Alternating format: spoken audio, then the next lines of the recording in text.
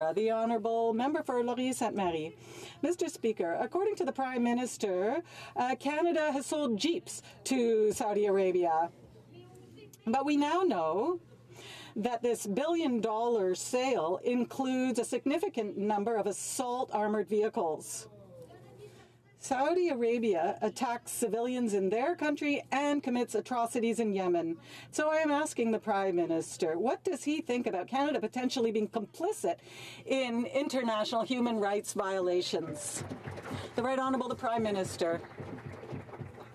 Mr. Speaker, I would propose, first of all, that my colleague ask the member for London Fanshawe whether this contract had to be respected or not, because this is a contract that was signed by the previous government, and in a democracy we need to respect contracts that are signed by previous governments.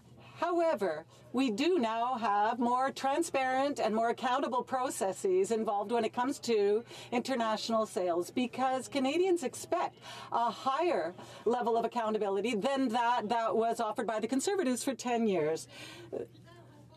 Well, the new criteria do not respect international standards, let's just say that.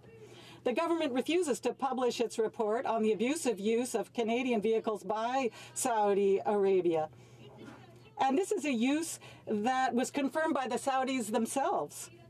The minister even stated that she would not reassess export permits that already were being used, despite human rights violations.